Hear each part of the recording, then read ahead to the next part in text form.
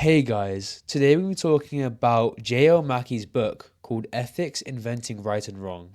We're going to be looking at the first chapter, which is called The Subjectivity of Values, and we're going to be looking into what he calls moral skepticism.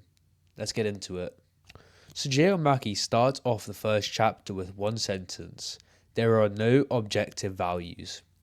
After this, he says, this is a bold statement of the thesis of this chapter, but before arguing for it, I should try to clarify and restrict it in ways that may meet some objections and prevent some misunderstanding.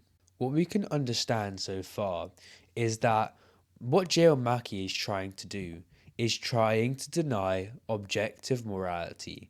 We can understand this because he says there are no objective values, and he says that the thesis of this chapter is to deny it and to prove how there's no objective values. J.L Mackie says a moral skeptic might be the sort of person who says all this talk of morality is tripe, who rejects morality and will take no notice of it. Such a person may be literally rejecting all moral judgments. He is more likely to be making moral judgments of his own, expressing a positive moral condemnation of all that conventionally passes for morality. Or he may be confusing these two logically incompatible views and saying that he rejects all of this morality, while he in fact is rejecting only a particular morality that is current in society in which he has grown up in. But I'm not at present concerned with the merits or faults of such a position. J.L. Mackie says that this is the first order position in moral skepticism, but J.L. Mackie says that he wants to take a second order view. J.L. Mackie says, by contrast, what I am discussing is a second order view, a view about the status of moral values and the nature of moral valuing, about where and how they fit into the world. These first and second order views are not merely distinct, but completely independent. One could be a second order moral skeptic without being a first order one, or again the other way around. A man can hold strong moral values and indeed, one whose content was thoroughly conventional, while believing that they were simply attitudes and policies with regard to conduct that he had other people held.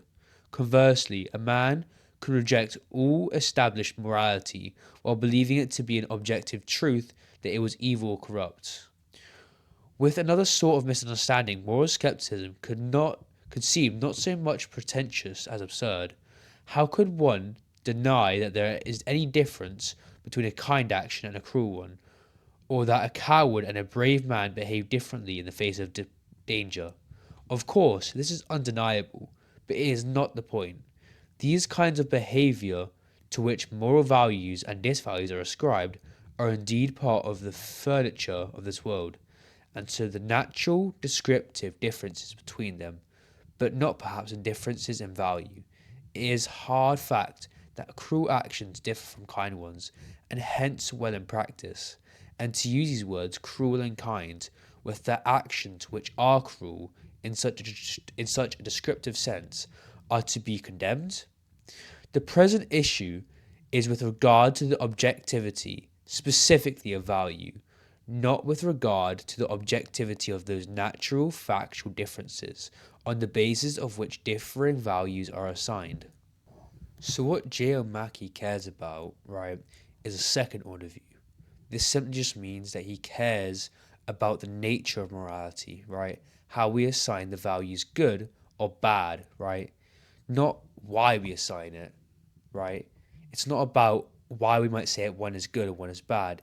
It's about what it actually is. Like, for example, what is good or what is bad? It's about the nature of these things.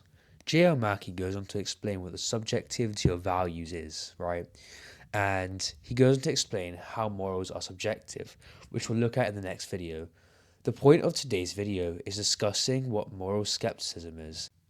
So in conclusion, a first order moral skeptic might say that all this talk about morality is tripe, which simply just means it's nonsense or rubbish.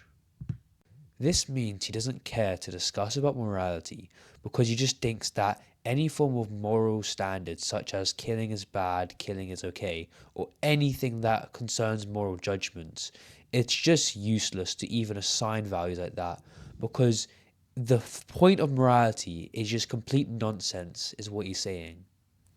And so a second order view is simply just a view about the status of moral values and the nature of moral valuing, right?